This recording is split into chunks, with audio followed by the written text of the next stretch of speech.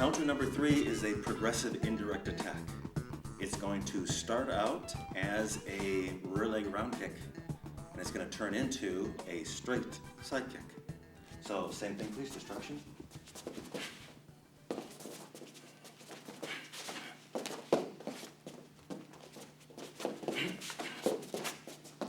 Okay, so for our third counter, we have the progressive indirect attack that starts out as a circular kick and then turns into a linear kick. Some important points about doing this progressive indirect attack. Some people might call it a fake or a feint. The idea is the technique itself has to be sold, and not only does it have to be sold, it has to look like the original technique. So when you go to throw the rear leg round kick and you're going to turn it into a linear kick, it's important that it starts out looking like a round kick. Let me show you 2 times the correct way. So I step, I put my knee out, and then as my knee goes out,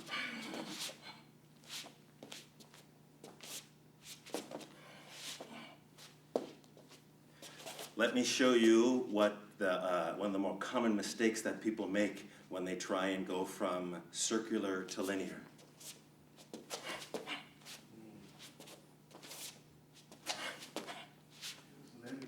They're so concerned about getting inside of that knee that they end up doing this first. And then they turn. Well, the moment somebody with experience sees your knees come together, they know it's not going to be a circular kick.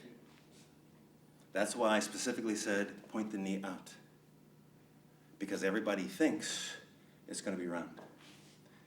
And all you're doing is keeping it there until the last minute. Make sense? So that's the first thing I want you to keep in mind.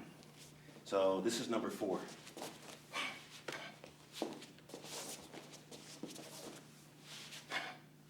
You're using your heel to kick the common peroneal nerve on the side of the leg. I know some people say, well, what's that going to do? Come here.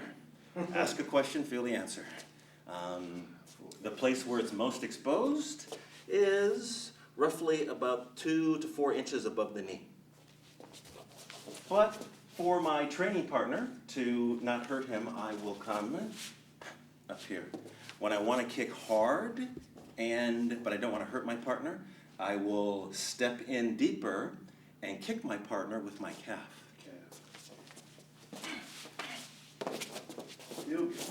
That way I can kick them hard, but when I want to have some accuracy and not hurt my partner, like that. So that's our 4th counter with the heel. Number 5, same thing with the heel, but now we change the target. The calf. If you've never been kicked in the calf by the heel, you have a surprise awaiting you. So same thing.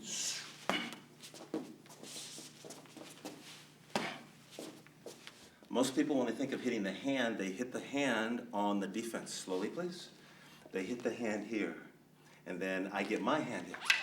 And then I hit his hand. And then he hits my hand. Okay? That is one way. Let me show you a better way. You hit his hand every time. Isn't that not better? So slowly, I hit his hand. I hit his hand. I hit his hand. I hit his hand. I hit his hand. I hit his hand. 1, 2, 3, 4, 5, 6. 1, 2, 3, 4, 5, 6. Slower. 1, 2. In other words, as I do roof block and I come to here, I fake angle 1 and I turn it into angle 3. And then as he feed angle 4, I turn this over. And then I fake angle 1 and turn it into angle 2. And then I hit his hand, and then I'm going to do a small wood tick right before, because if I try and wait too late, drop stick please, and with a check. Okay. Sorry. See a little flick at the end? So we have the basic way of doing sobrata, minus the footwork. And then we have hit his hand, hit his hand, hit his hand, hit his hand, hit his hand, hit his hand. Make sense? Next, number 3, hit the head. That's my wrist block. So instead of putting my stick this way, I put the stick this way. And then this goes right into the head. And so what happens is, this ends up being my main defense. And this goes directly into the head. Make sense? Then, headshot. Headshot. I fake from angle 1 to angle 2. Again, please. So, roof block. As I go to angle 1, I go directly to angle 2. That's how I sneak in the headshot here. And then as he goes to angle 4, headshot. And then as he goes to roof block. Really simple. Hand grabs here and elbow, please. I'm going to put the heel of my hand onto my head. Make sure you don't put your hand like this, or even worse, like this. Push just a little bit, please. You're going to end up giving yourself a bloody nose or a black eye. So the heel of your hand, even put your wrist there. Elbow, please. A little harder. Harder. Good. Again. So, yeah, but what if he changes to like an upward elbow? My goal is to create an X with his forearm, between his forearm and my forearm. So if he comes over top diagonally, if he comes horizontal, if he comes upward. Now, obviously, I'm not going to stay here for a lengthy period of time, but this is how you defend. Simple enough? Well, how do you break free from that? Simple. Elbow, please. Arm wrench. Since he's grabbing, I grab. And when do I arm wrench? When he's rechambering. 1, 2,